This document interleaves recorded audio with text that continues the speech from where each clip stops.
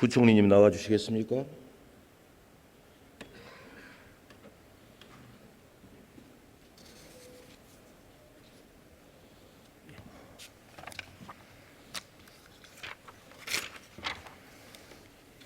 요즘 마음고생이 심하시죠?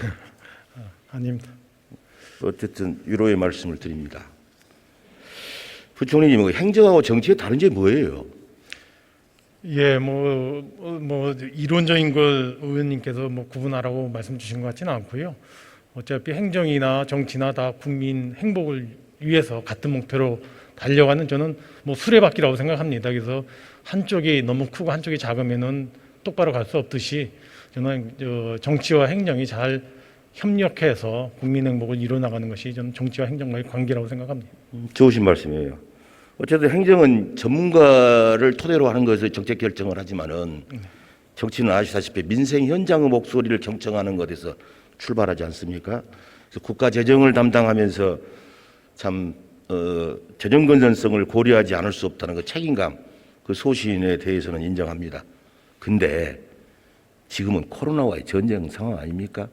상황에 따라서 틀리다. 그래서 앞으로 더욱더 민생 현장의 어려움에 귀를 좀 더 기울여서 정책적 유연성이 필요하다 이렇게 봅니다. 동의하십니까? 예, 의원님 지금 뭐 말씀에 저도 동의하고요. 저도 지금같이 코로나 위기에 정말 길 가다가 절절히 느끼는 그 자영업자 소상공인의 어려움을 해소하기 위해서 뭐 재정도 더 적극적으로 역할을 하고요. 또 그분들을 위해서 정부가 할 수 있는 일은 더 찾도록 하겠습니다. 행정고시 29회죠. 예, 그렇습니다. 저 24회입니다. 선배님, 지난 한 해 우리나라 경제 성과는 상당히 좋았어요. 근데 양극화는 더욱 심해졌단 말입니다. 예. 그 이 코로나로 인한 양극화가 우리 이 경제와 사회에 끼칠 영향, 그거 어떻게 생각하세요? 예, 의원님 지금 말씀하신 대로 이번에 코로나를 겪으면서 정말 코로나의 어려움과 그 타격이 사실은 자영업자 소상공인을 비롯해서 우리 취약계층에게 더 강하게 다가왔습니다. 결과적으로 코로나 디바이드라는 용어가 생길 정도로 뭐 어떻게 보면은 소득과 자산의 분배의 양극화를 더 벌려놨기 때문에 그만큼 굉장히 시급한 과제가 아닌가 생각이 되고요. 정부도 할 수 있는 재정 정책 수단 범위 내에서 그러한 양극화를 지금 오므러뜨릴 수 있는 방안을 찾고 있고요.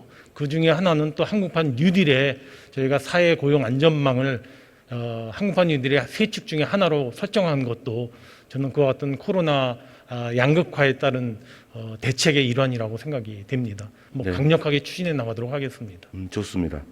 코로나 양극화 해소 방안으로 지금 이제 우리 당에서도 지금 주장하고 있는 협력이익 공유제 또 사회연대기금 이건 굉장히 중요하다고 봐요. 이 방안들에 대해서 우리 부총리께서는 어떤 견해를 가지고 계신가요? 예, 제가 이야기로는 이제 협력 이익 공유제가 있고 최근에 이제 민주당에서 말한 이익 공유제는 사회연대 기금으로 저는 표현이 된다고 생각이 됩니다. 협력 이익 공유제는 이미 국정과제로 정부가 채택을 해서 시범 사업이 이루어지고 있고요. 제가 지난해 말까지 실적을 보니까 이미 106개사가 협력 이익 공유제는 시범 사업이 잘 진행되고 있습니다.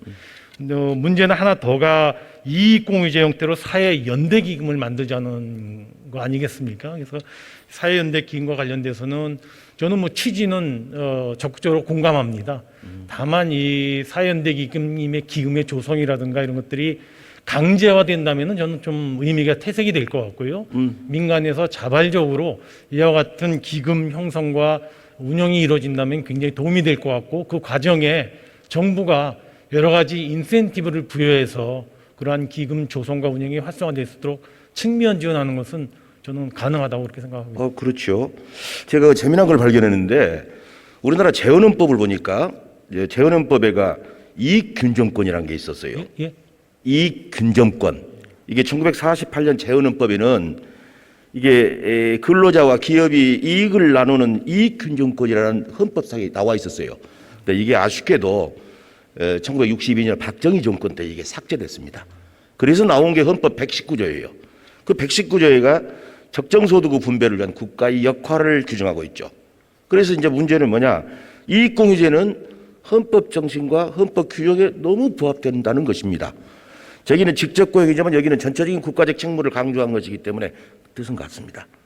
그 방금도 말씀하셨지만은 현실적으로 이익공유제와 유사한 사례는 너무 많잖아요.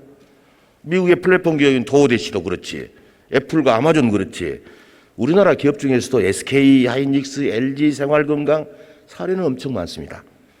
사회연대 기금의 경우도 부총리님 아실 거예요. 독일의 BMW나 지멘스, 여기는 이제 민간 자율로 노동연대 기금을 조성했던 것이고, 프랑스 같은 경우는 정부가 기금을 조성하고 민간 보험사들이 참여했잖아요. 이런 상생협력 모델은 아주 많이 산재되어 있는 것이죠.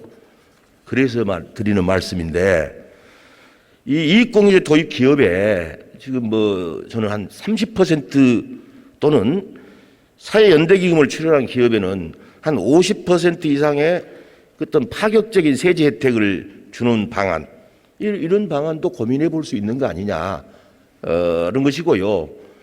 지금 우리 ESG 평가 등의 기준을 가지고 정부나 공공기관이 물품 납품한다든가 용역업체 선정할 때 우대할 수도 있고, 또 연기금 통해서 투자 대상 선정할 때 인센티브를 줄 수도 있지 않겠습니까? 방안은 여러 가지가 있을 것 같아요. 어떻게 생각하세요? 예, 의원님 아까 말씀하셨던 기여한 기업에 대해서 세제 혜택을 주는 문제는 저는 적극 검토할 수 있다고 생각합니다. 다만 어느 정도 수준을 할 것인가는 이제 그 유사한 제도에 주는 혜택이 있기 때문에 그 혜택하고 같이 비교하면서 검토를 면밀히 저희가 하겠고요. 또 하나는 아까 ESG 평가 연기금 같은 경우 ESG 투자에 대한 평가가 좀 우대되면 훨씬 낫지 않겠느냐 하는데, 이미 그 조치는 정부가 부분적으로 하고 있습니다. 정부 기금에 대해서 ESG 투자에 대해서는 배점을 줘서 평가에 우대를 한다든가 해서 여러 가지 조치를 하고 있는데, 저는 ESG 평가 반영 등도 면밀히 검토할 수가 있는 사안이라고 생각이 됩니다. 배점도 더 늘릴 수 있는 거잖아요, 말하자면. 그래서 지금은 코로나로 인한 준전시 상황이라는 것을 생각해서 좀 파격적이되 우선 한시적으로 운영하는 그 운영의 묘를 찾아주기를 부탁을 드립니다. 예, 의원님 아까 말씀드린 대로 그렇게 사회연대 기금이 좀 자발적으로 좀 작동될 수 있는 그런 분위기가 좀 만들었으면 좋겠고요. 그 과정에서 정부가 지원할 수 있는 수단이 있다면 적극 검토하도록 그렇게 하겠습니다.